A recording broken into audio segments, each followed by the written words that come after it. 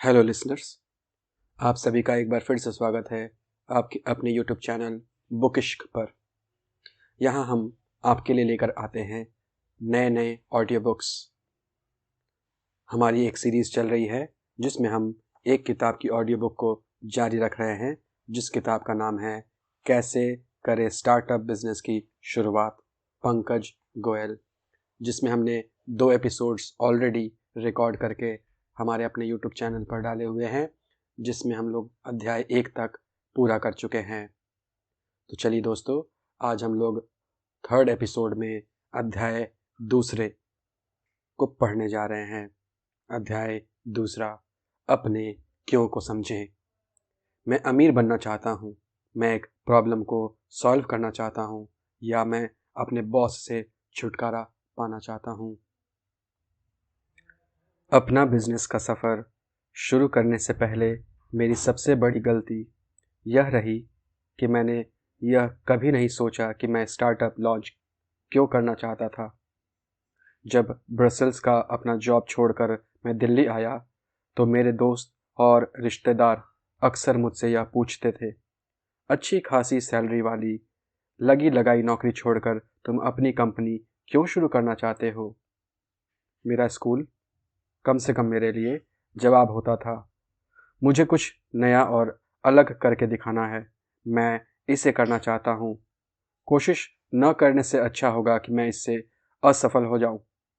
बहादुरी भरे शब्द, लेकिन जब मैं मुड़कर पीछे देखता हूँ तो मुझे नहीं लगता कि उस समय मैं इस बारे में पूरी तरह क्लियर था। मैंने कभी इस बारे में गहराई से नहीं सोचा कि मेरे मन में स्टार्टअप शुरू करने के लिए इतनी इच्छा क्यों थी। मैं एक स्टार्टअप से क्या पाना चाहता था, मैं किस तरह की कंपनी बनाना चाहता था। कुल मिलाकर यह एक बहुत बड़ी गलती थी। जल्दी ही सारा एडवेंचर और रोमांच खत्म हो गया था। समय बीतने के साथ मुझे एहसास हुआ कि मैंने एक ऐसा बिजनेस शुरू किया था जिससे मुझे मज़ा नहीं आ रहा था। मैं बोर हो गया और मेरी एनर्जी खत्म होने लगी। आगे बढ़ने की इच्छा और उद्यमशीलता की भावना पूरी तरह गायब हो गई, क्योंकि मैंने अपने क्यों पर ध्यान नहीं दिया था। क्यों इतना इम्पोर्टेंट क्यों है? जॉन हैंक एक प्रसिद्ध लेखक हैं। उन्होंने सहन शक्ति, ट्रेनिंग और लंबी दूरी की दौड़ पर 14 किताबें लिखी हैं। एक मैराथन दौड़ दौड़ने के बारे में वे कहते हैं, मैंने यह सीखा है कि एक मैराथन को पूरा करना सिर्फ एक शारीरिक उपलब्धि नहीं है, यह एक दिमागी कंडीशन है जो यह कहती है कि सब कुछ संभव है। बिजनेस चलाना भी एक मैराथन दौड़ के ही समान है, लंबा और दर्द भरा, जहां शरीर से ज़्यादा दिमाग की हालत मायने रखती है। जब आप बिजनेस की दौड़ में हिस्सा ले रहे हों तो आपका क्यों एक पॉजिटिव दिमागी हालत के लिए बहुत ज़रूरी है। यह हर दिन आपको उत्साहित बनाए रखने में मदद करता है। जब आप सबसे ज़्यादा परेशानी में होंगे तब आपका क्यों आपको मैदान में टिके रहने में सबसे ज़्यादा मदद करेगा। ज़रा इसके बारे में सोचें। एक सुबह आप नींद से जागते हैं, थके हुए लेकिन काफ़ी उत्साहित। कल का दिन काफ़ी बड़ा दिन था। आपकी कंपनी ने अपना पहला प्रोडक्ट लॉन्च किया था। उसके बारे में एक पॉजिटिव लहर पैदा करने के लिए आपने एक प्रसिद्ध तकनीकी ब्लॉगर को अपने प्रोडक्ट का रिव्यू करने के लिए आमंत्रित किया। आज सुबह ब्लॉगर ने अपना रिव्यू पब्लिश किया है। इसे किसी भी एंगल से अच्छा नहीं कहा जा सकता। आपके बिजनेस के लिए यह काफ़ी नुकसानदायक साबित होगा। आप सख्ते की हालत में हैं, निराश हैं, आपको महसूस हो रहा है कि आप ठगे गए हैं।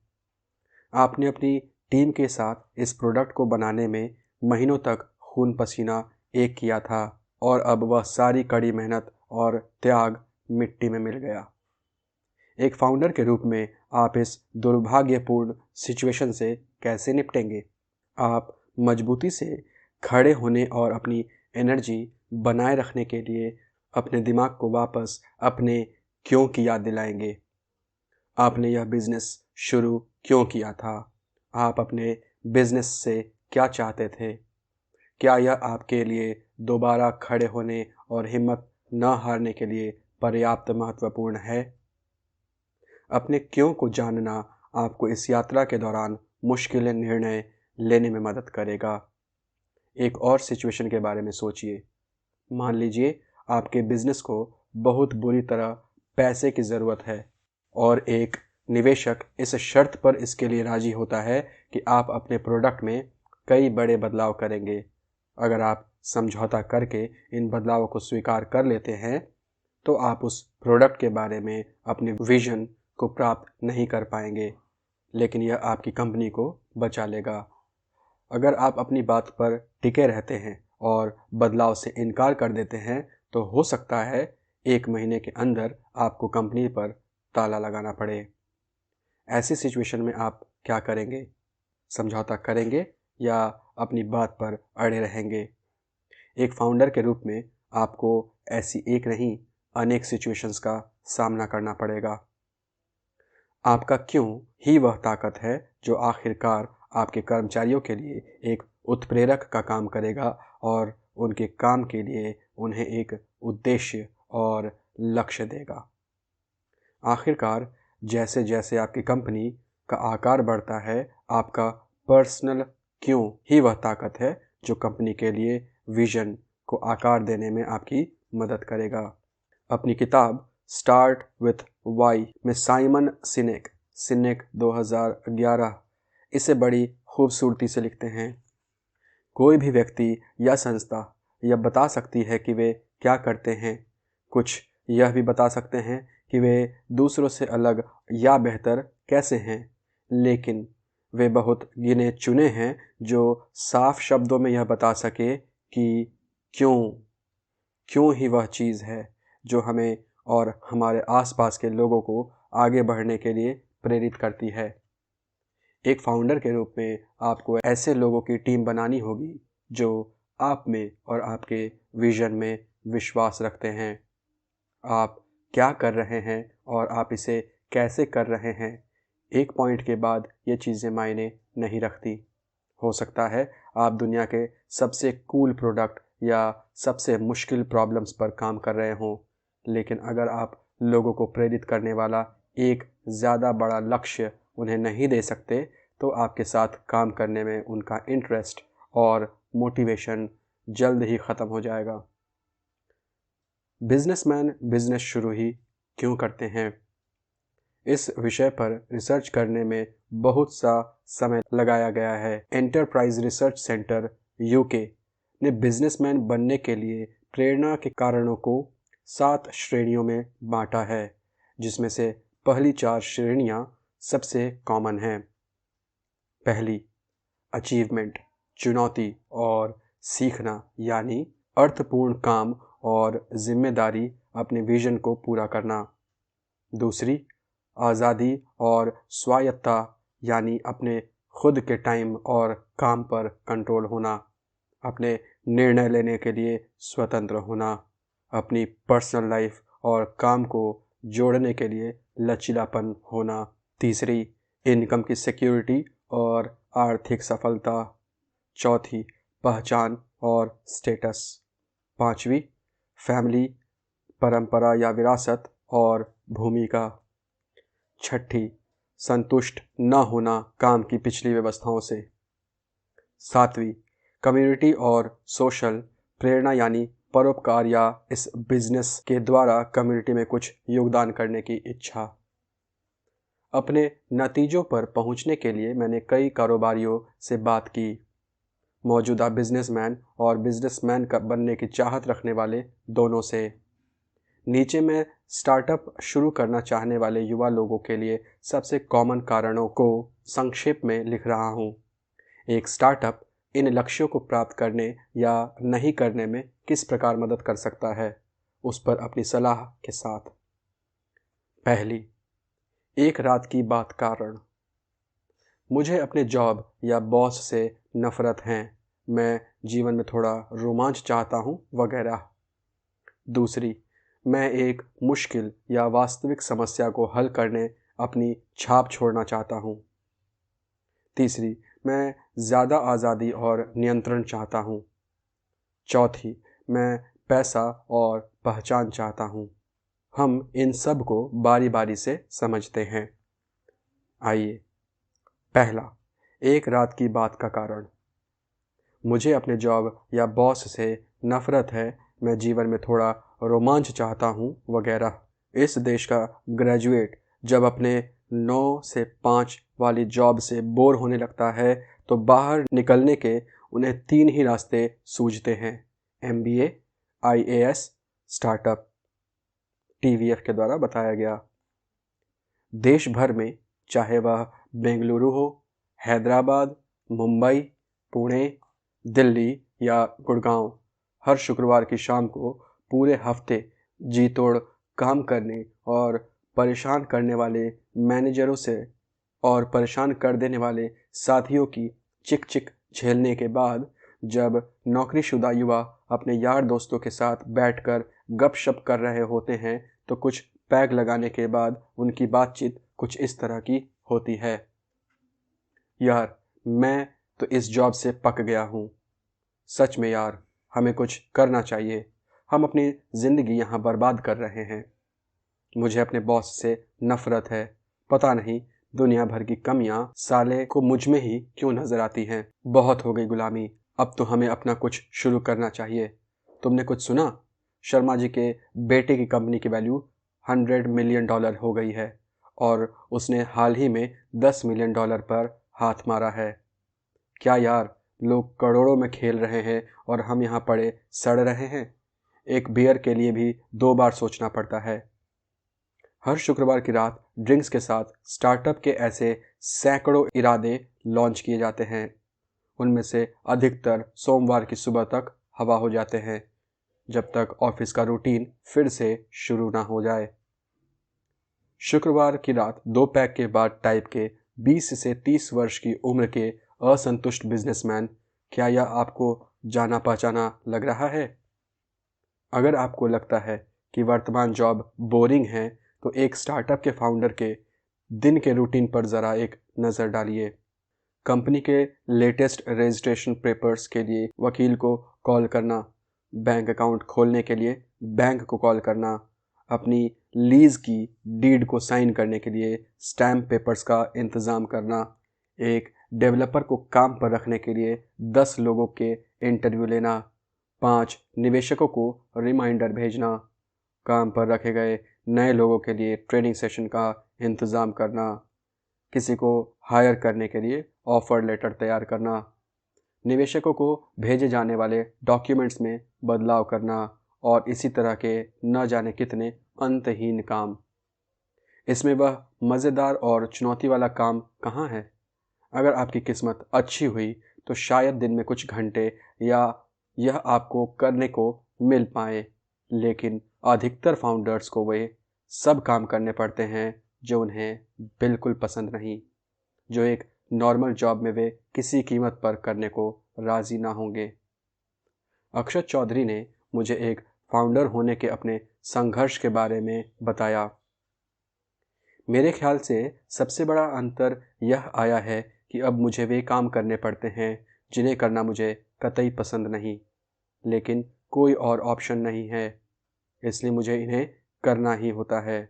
उदाहरण के लिए, मुझे ऐसी भूमिकाओं के लिए सेल या हायर करने का काम करना पड़ता है जिन्हें मैं समझता ही नहीं। मुझे दूसरों के उन कामों की आलोचना करनी पड़ती है जिस फील्ड का मैं एक्सपर्ट ही नहीं हूँ। यह सब मेरे लिए नया है। साथ ही फाउंडर या CEO होने का अर्थ नहीं है कि आपका कोई बॉस नहीं होगा। बॉस हमेशा होते हैं। हकीकत यह है कि आप सबसे अंत में आते हैं। आपके कर्मचारी सिर्फ एक दिन में आपको छोड़कर दूसरी कंपनी में जा सकते हैं। आपके निवेशक नतीजों को देखकर आप पर चिल्ला सकते हैं। आपके ग्राहक अपने ऑफिसों के बाहर आपको घंटों इंतज़ार करने पर मजबूर कर सकते हैं और मज़े की बात यह है कि आपको यह सब सहन करना होता है। दोस्ताना सलाह: गलत कारणों से इसे कभी ना करें। अगर आप अपने जॉब या अपने बॉस से संतुष्ट नहीं हैं तो शायद आपको सिर्फ एक दूसरा जॉब ढूंढने की ज़रूरत है। अगर शर्मा जी के बेटे को उसके स्टार्टअप के लिए अभी एक बड़ा फंड मिला है, तो शायद उसको उसे भूलकर अपने खुद के कैरियर पर फोकस करने की ज़रूरत है। सिर्फ इसलिए शुरू ना करें क्योंकि यह बहुत कूल है या एक्साइटिंग लगता है। जल्द ही सारा एडवेंचर धरा रह जाता है और ढेरों बोरिंग और उबाऊ काम एक फाउंडर की ज़िंदगी के रूटीन का हिस्सा बनकर रह जाते हैं। एक स्टार्टअप में फाउंडर की जगह सबसे पीछे होती है और उसे ग्राहकों, निवेशकों, यहाँ तक कि कर्मचारियों तक के सवालों के जवाब देने होते हैं।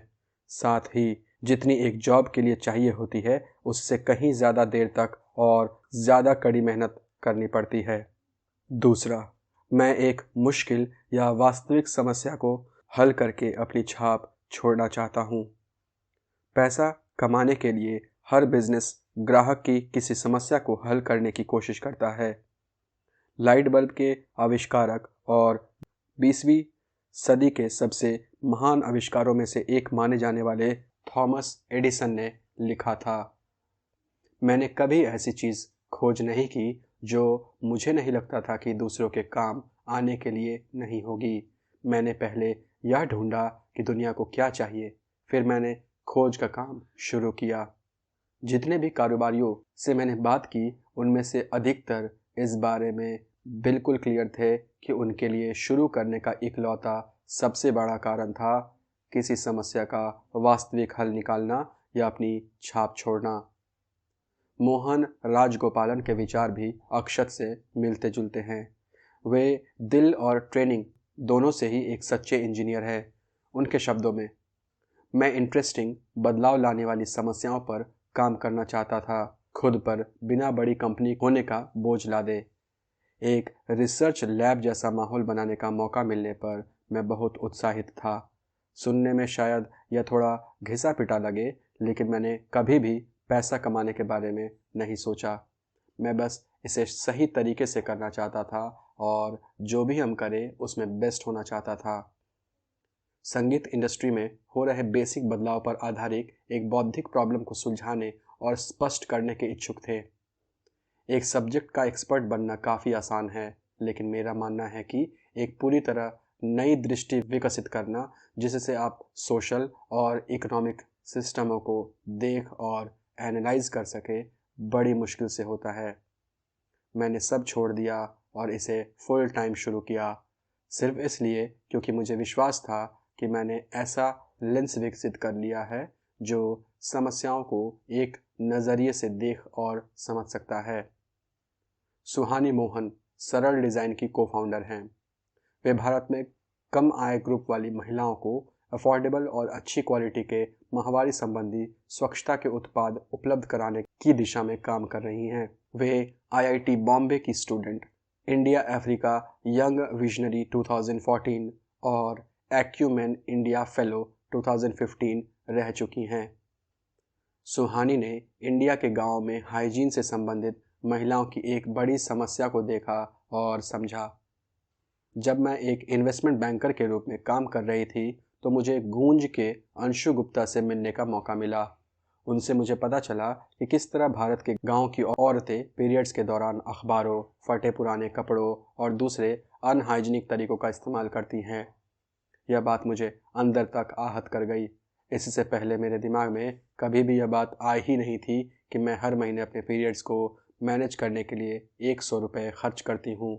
लेकिन एक ऐसी औरत जिसका पूरा परिवार 1000 रुपये महीने से भी कम कमा रहा है, वह इसे कैसे मैनेज करेगी। तब मैंने निश्चय किया कि मुझे एक ऐसे काम के लिए जिसे मैं करना चाहती हूँ और जिसमें बदलाव आते देखना चाहती हूँ, अपनी पूरी कोशिश लगा देनी चाहिए। क्या आप भी किसी खास समस्या को सुलझाने के लिए पेशेंट हैं? क्या यह प्रॉब्लम्स आपकी रातों की नींद उड़ाती है? क्या आप हफ्तों, महीनों या फिर सालों से इस बारे में सोचते आ रहे हैं? अपनी समस्या को मेरे साथ ट्विटर पर शेयर करें। अगर आप इसे अभी तक नहीं सुलझा पाए हैं, तो हम मिलकर इसके बारे में सोचेंगे। दोस्ताना सलाह, अपने प्रयासों को फॉलो करें, सिर्फ पैशन को नहीं। लोग स्पोर्ट्स, फिल्मों समाज सेवा या बिजनेस के लिए पेशेंट होते हैं, लेकिन क्या बिजनेस में आपको अपने पैशन को फॉलो करना चाहिए? अगर यह बिना प्रयासों के है तो बिल्कुल नहीं। व्यवसायियों के बीच मार्क क्यूबन मेरे पसंदीदा कुछ लोगों में से एक हैं। वे एक अरबपति बिजनेसमैन हैं। बिजनेसमैन बनने की चाह रखने वाले को उनकी सलाह से मैं भी इत्तेफाक रखता हूँ। अपने पैशन का पीछा मत करो, अपने प्रयासों का पीछा करो। किसी भी चीज़ के लिए आपका पैशन मायने नहीं रखता, उसके लिए जो मेहनत आप करते हैं वह मायने रखती है। अपने ब्लॉग में वे लिखते हैं, पहला, जब आप किसी चीज़ पर कड़ी मेहनत करते हैं तो आप उसमें काफ़ी बेहतर हो जाते हैं। दूसरा, जब आप कोई काम करने से बेहतर हो जाते हैं तो आपको इसे करने में ज़्यादा मज़ा आता है। तीसरा, जब आपको किसी काम में मज़ा आता है तो इस बात की बहुत संभावना है कि आप उसके लिए और ज़्यादा पेशेंट होते जाएंगे। चौथा, जब आप किसी काम को करने के लिए बेहतर और बेहतर होते जाते हैं, उसके लिए पेशेंट हो जाते हैं और ज़्यादा अच्छा करने के लिए और कड़ी मेहनत करते हैं और उसमें बेस्ट हो जाते हैं, तभी अच्छी बात होने लगती है। दिवाकर डिजिटल शिक्षा पर आधारित एक नॉन प्रॉफिट इंस्टीट्यूट के को-फाउंडर हैं, जो बच्चों को खुद सीखने में मदद करता है, जिससे वे जीवन में चीज़ों को सही तरीके से चुन सकें। वे आईआईटी मद्रास और आईआईएम लखनऊ के स्टूडेंट रह चुके हैं। इंजीनियरिंग और एमबीए करने के बाद दिवाकर ने करीब 5 साल तक कॉरपोरेट की दुनिया में काम किया। पढ़ाने के प्रति उनके पैशन ने उन्हें काम छोड़कर टीच फॉर इंडिया से एक फेलोशिप लेने के लिए प्रेरित किया। फेलोशिप लेने के बाद उन्होंने सामाजिक सेक्टर में काम करना जारी रखा और अपने पैशन को अंडर प्रिविलेज बच्चों के लिए प्रैक्टिकल शिक्षा उपलब्ध कराने की समस्या को हल करने में लगाया। पैशन के बारे में संगीत का विचार काफ़ी मज़ेदार है। मेरा हमेशा से यह मानना रहा है कि पैशन कोई ऐसी चीज़ नहीं है जिसके बारे में आप एक्साइटेड हो, यह ऐसी चीज़ है जिसके लिए आप तकलीफ़ उठाने को भी तैयार हो जाएं। मैं इसे सफल देखने के लिए तकलीफ़ उठाने को भी तैयार था। इसलिए अपने प्रयासों को फॉलो करें, ये आपको अपने पैशन तक और फिर सफलता तक ले जाएंगे। दोस्ताना सलाह, एक समय सीमा निश्चित करें। प्रॉब्लम्स का समाधान ढूंढने वाले दिमाग काफ़ी उत्सुक होते हैं। उनमें समस्याओं को देखने और उनको हल करने की क्षमता होती है। उनकी यह क्षमता उन्हें परेशानियों में भी डाल सकती है। वे अक्सर काफ़ी नाजुक होते हैं और एक समस्या को छोड़कर दूसरी पर जाने का जोखिम उनके साथ काफ़ी ज़्यादा होता है।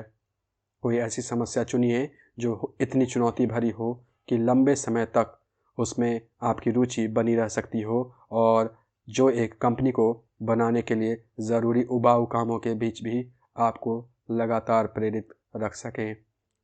टेम्पररी एक्साइटमेंट से सावधान रहें।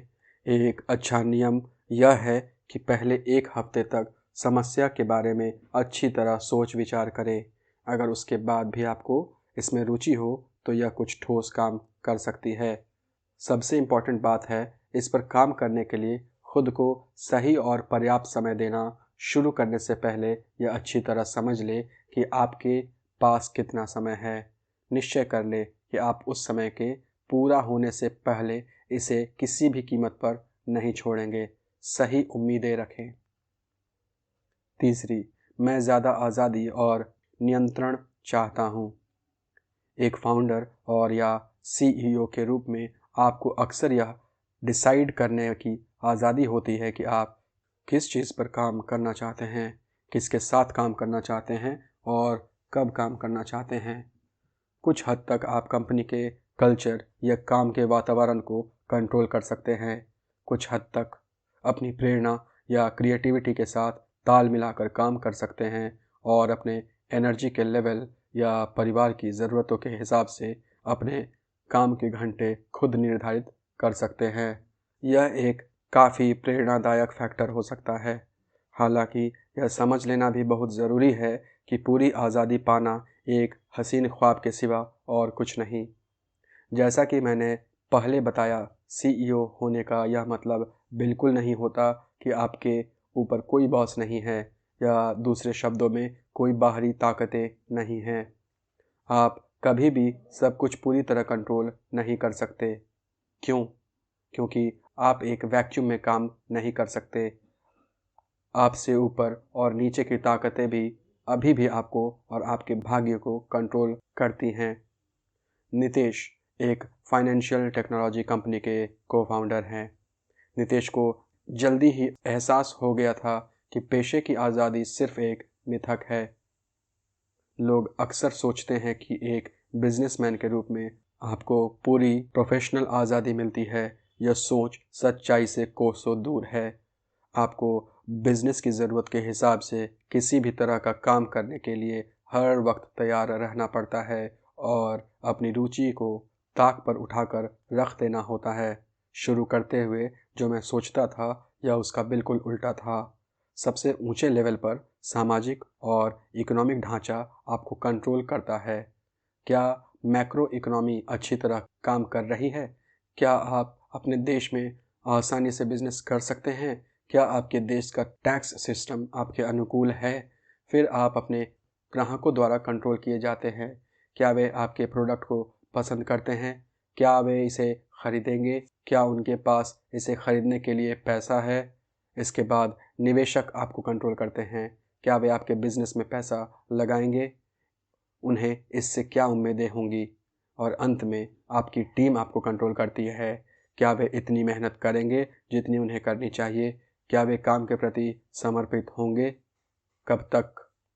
दोस्ताना सलाह: अपने कोई समझौता नहीं नियमों को परिभाषित करें। अगर आपने सब कुछ अपने कंट्रोल में रखने की इच्छा से बिजनेस शुरू किया है या करने जा रहे हैं तो खुद को प्रेरित रखने के लिए आपके पास वह कंट्रोल होना चाहिए।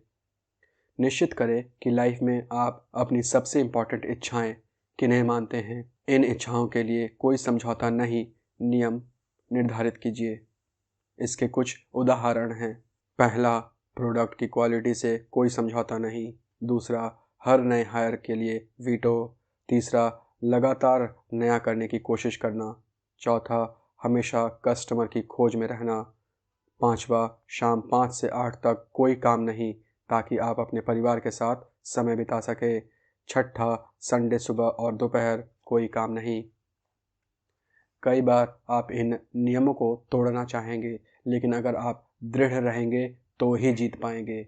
इससे आपको खुशी और संतुष्टि महसूस होगी और आप अपनी इस यात्रा को लंबे समय तक जारी रख पाएंगे। चौथा, मैं पैसा और पहचान चाहता हूँ। बिजनेस का काम पैसा बनाना है। हमें यह स्वीकार करना होगा। बहुत से लोग बिजनेस शुरू करते हैं सिर्फ इसलिए क्योंकि उन्हें लगता है कि इसमें वे मोटा पैसा कमा सकते हैं। एक नौकरी की बंधी बंधाई तनख्वाह से कई गुना ज़्यादा। खुद से पूछें, क्या आप पैसा कमाने के लिए इसमें आए हैं? क्या आप हर हफ्ते अपना बैंक बैलेंस चेक करते हैं? क्या आप हर दिन, हर महीने, हर साल इसे बढ़ाते जाने की चाहत रखते हैं? क्या आप अपने पैसे को निवेश करने और इसे आगे बढ़ाने के लिए नए नए तरीके ढूंढते रहते हैं? जब आपके द्वारा खरीदे गए शेयर एक साल में 50% से भी ज़्यादा ऊपर चले जाते हैं तो आपकी मांछें खिल जाती हैं। किसी इन्वेस्टमेंट में नुकसान हो जाने पर आपकी नींद उड़ जाती है। क्या आपको वे सब चीज़ें पसंद हैं जो पैसों से खरीदी जा सकती हैं? समुद्र के सामने एक अपार्टमेंट, लग्जरी कार, विदेशों की यात्रा, महंगा फर्नीचर। आप अपने काम की क्वालिटी की कोई परवाह नहीं करते जब तक इससे आपको पैसा मिल रहा है। क्या आप एक स्टूपिड सी ऐप बनाकर खुश हैं अगर यह आपके लिए पैसा कमा सकती है? दोस्ताना सलाह: अगर आप पैसे के पीछे भाग रहे हैं तो वहाँ जाएं जहाँ यह है। पैसे की इच्छा रखना कोई बुरी बात नहीं है। थोड़ा लालची होना अच्छा है। अगर आप पैसा कमाना चाहते हैं तो अपने मन में इसके लिए पूरी तरह क्लियर रहें। हल करने के लिए किसी बढ़िया कूल समस्या को ढूंढने में खुद को कंफ्यूज न करें। आप मौके का फ़ायदा उठाने वालों में से हैं, समाधान ढूंढने वालों में से नहीं। अगर हर घंटे क्यूट बिल्लियों की पिक्चरों को भेजने वाली एक स्टूपिड सी ऐप में इतनी सामर्थ्य है कि वह आपके लिए हज़ारों लाखों बना सकती है, तो आपको इसी पर काम करना चाहिए। दोस्ताना सलाह, मौके की लागत और रिस्क व रिवॉर्ड के बैलेंस को समझें। एक स्टार्टअप में अपने आर्थिक भविष्य के बारे में सोचते वक्त यह सुनिश्चित करें कि आपको हमेशा यह याद रहे कि शुरू के कुछ सालों में आपको इससे कोई कमाई नहीं होने वाली, जब तक कि आपका कोई बड़ा दांव न लग जाए, और यह कि एक अच्छी लगातार तनख्वाह वाले जॉब को छोड़ देने की कीमत तो आपको चुकानी ही होगी। मान लीजिए आपके सामने दो ऑप्शन हैं। पहला, 50 लाख की सैलरी वाले अपने जॉब को जारी रखें, और दूसरा, X रुपए के अपने लिए संभावित कैश फ्लो कंपनी के लिए नहीं के साथ एक नया बिजनेस शुरू करें। आपका उद्देश्य क्योंकि सिर्फ पैसा कमाना है, इसलिए आपको ऑप्शन ए और ऑप्शन बी की तुलना सिर्फ पैसे के आधार पर करनी चाहिए। नए बिजनेस से आपको लॉन्ग टर्म में इतना फ़ायदा तो होना ही चाहिए जो आपके वर्तमान जॉब की सैलरी से कम बराबर हो। एक्स को 50 लाख से ज़्यादा होना चाहिए। हर बार जब भी आप इससे कम पैसा कमाएंगे तो आप नुकसान में रहेंगे। यह समझना सरल नहीं है। हो सकता है आप अपनी कंपनी में सिर्फ 20 लाख कमाएं और फिर भी उसके लिए खुश महसूस करें, लेकिन वास्तव में आप अपनी कमाने की क्षमता की तुलना 30 लाख रुपए खो रहे हैं। अगर आप सिर्फ पैसा कमाना चाहते हैं तो आपको जॉब ही करना चाहिए जब तक कि आप अपने स्टार्टअप से 50 लाख से ज़्यादा पाने की क्षमता न रखते हो।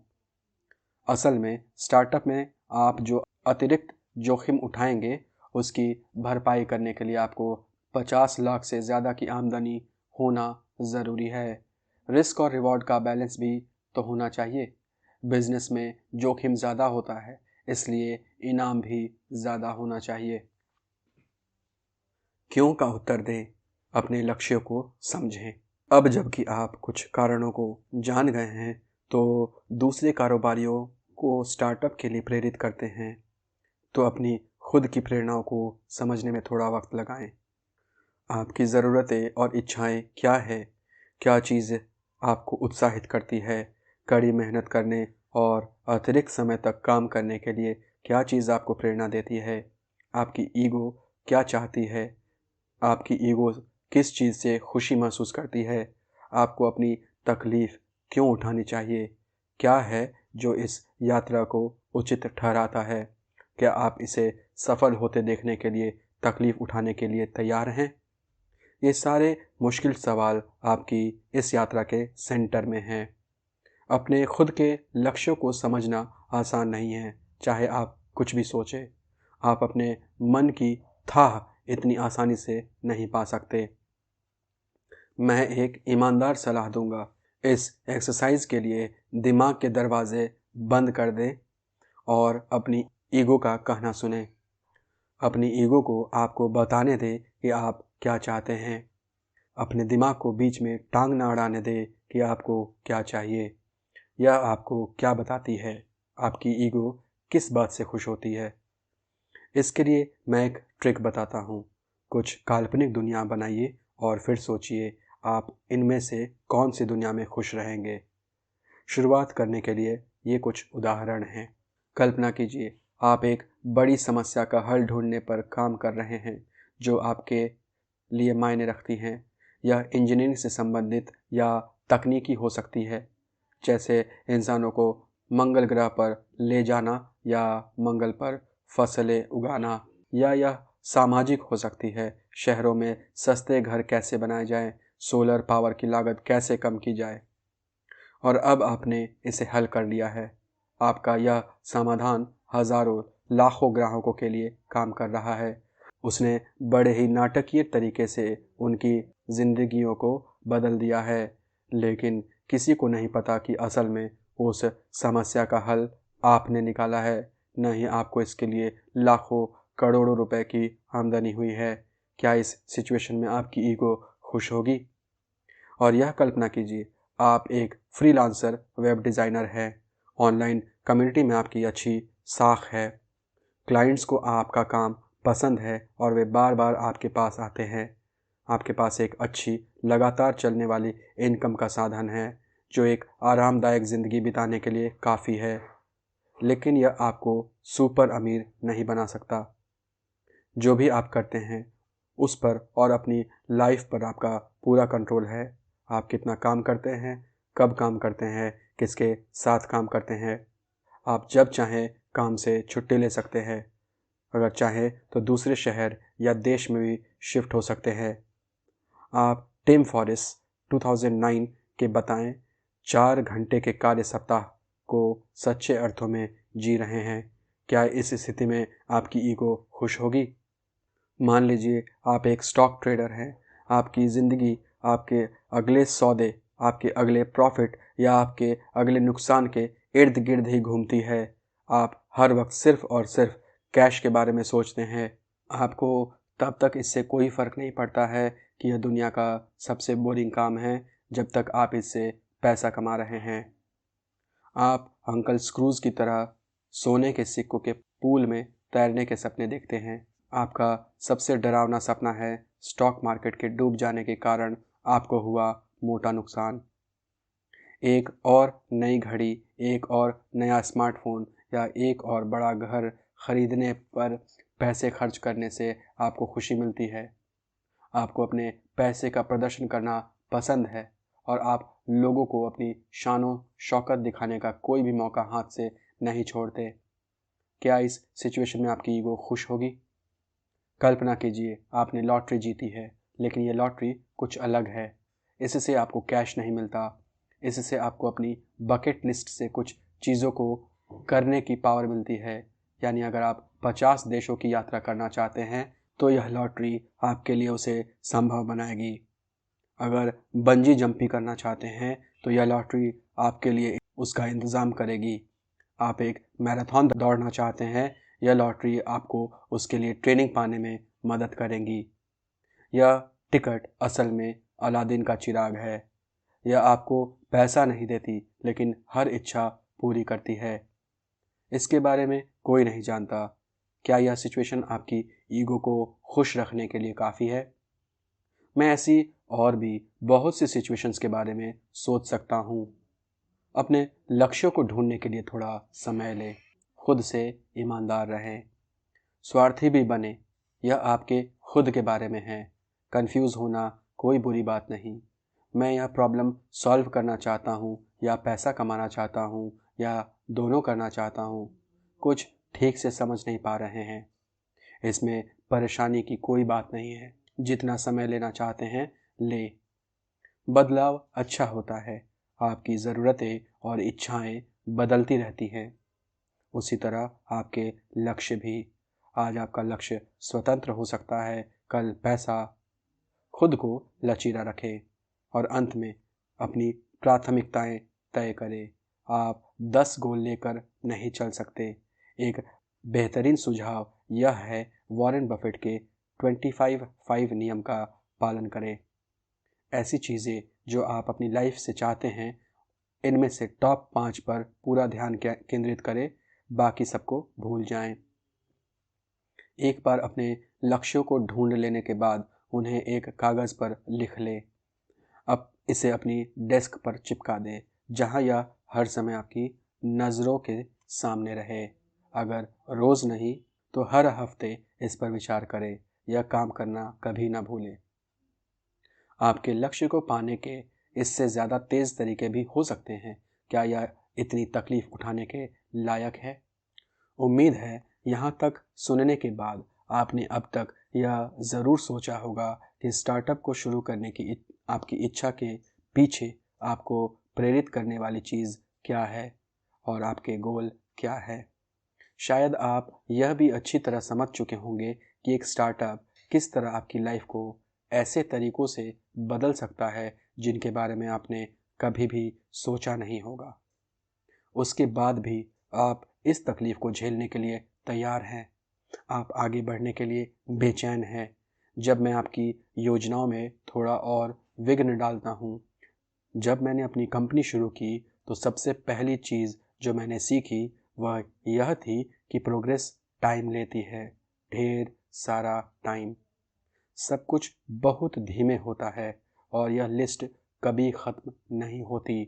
बिज़नेस करने वालों से मैंने जो बातचीत की, एक बिजनेसमैन के रूप में सफलता पाने के लिए किन काबिलियतों का होना ज़रूरी है, उसके लिए उनका सबसे कॉमन जवाब था धैर्य। अगर कहीं धैर्य रखने की मैराथन होती, अच्छे कारोबारी ही इसके विजेता होते। ऐसा क्यों है?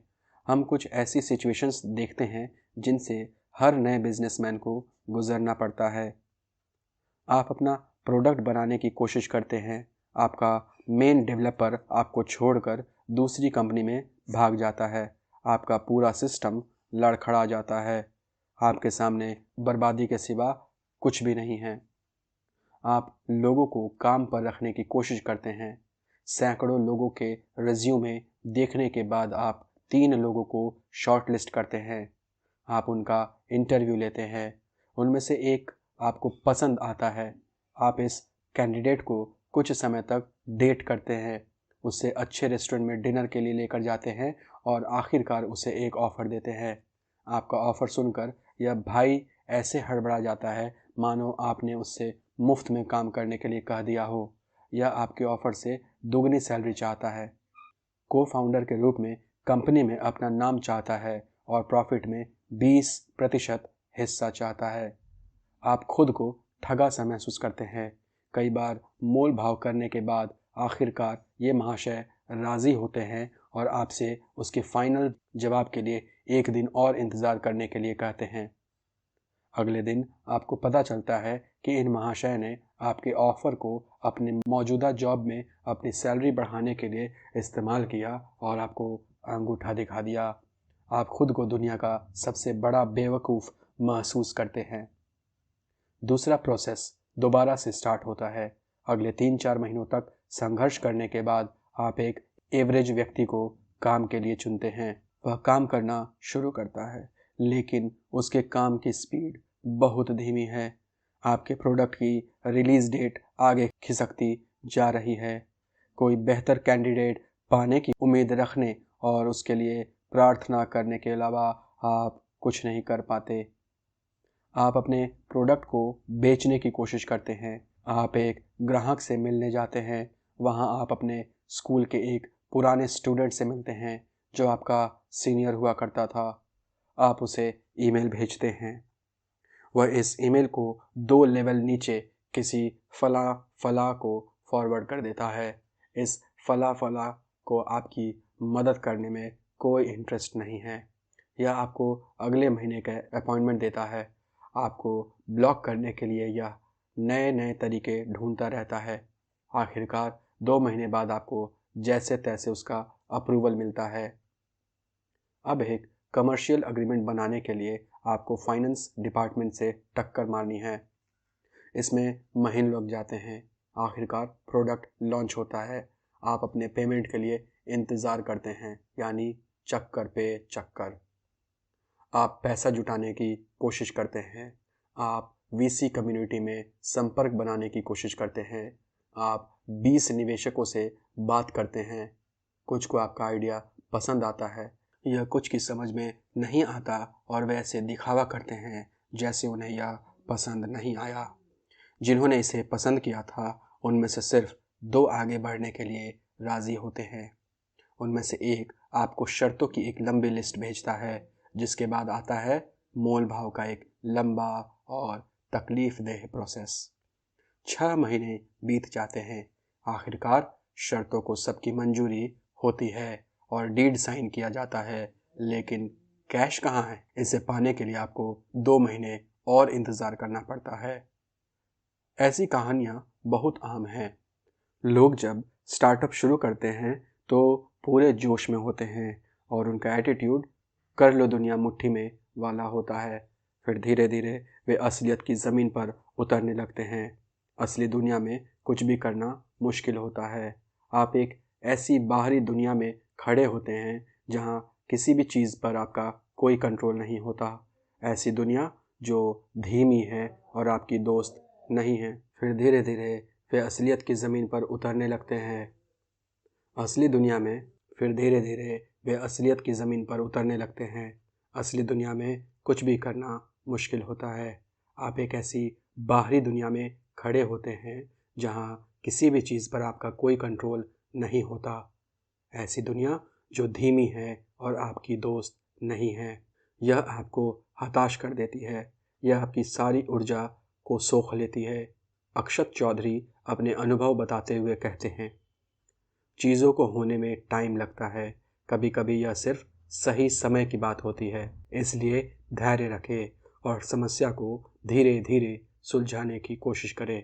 अगर आप किसी असली ज़रूरत, असली समस्या को हल कर रहे हैं तो एक न एक दिन आपको सफलता ज़रूर मिलेगी।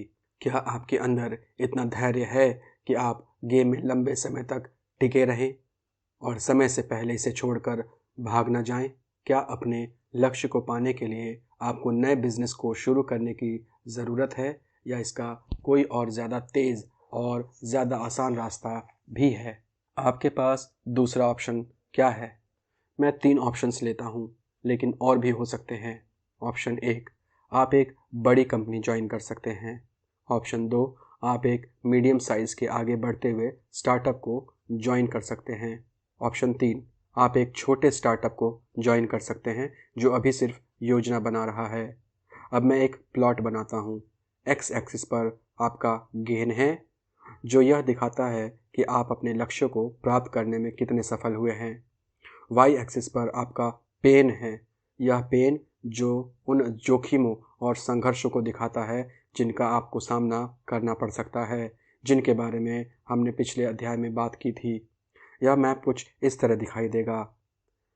वाई एक्सिस के दर्द में सबसे ऊपर रहेगा विफलता का आपका अपना स्टार्टअप से लेकर के जितना लाभ होगा वह सफलता की ओर। उसके नीचे रहेगा विफलता लाभ में थोड़ी ज़्यादा होगी लेकिन छोटा स्टार्टअप सफलता कम देगा। तीसरे स्टेप पर आता है, दर्द के तीसरे स्टेप पर विफलता हो सकती है अगर कम लाभ हो। मिड साइज स्टार्टअप को ज्वाइन करने पर सफलता थोड़े लाभ के साथ भी मिल सकती है। चौथे स्टेप पर आता है कि बिग कंपनी में अगर आप नौकरी करते हैं तो विफलता की संभावना कम होती है, दर्द कम मिलता है और सफलता की संभावना भी होती है लेकिन लाभ कम होता है। आप इसमें कहाँ होना पसंद करेंगे? जोखिम को सहन करने की आपकी शक्ति कितनी है? छोटा गेन लेकिन छोटा पेन, बड़ा गेन लेकिन बड़ा पेन और बड़ा रिस्क। मैं आपको डराने या आपका जोश कम करने की कोशिश नहीं कर रहा हूँ। मैं आपको सिर्फ इतना करने के लिए कह रहा हूँ कि आप इस बात को अच्छी तरह समझ लें कि बिजनेसमैन होने का क्या मतलब होता है और आपको इससे क्या मिल सकता है।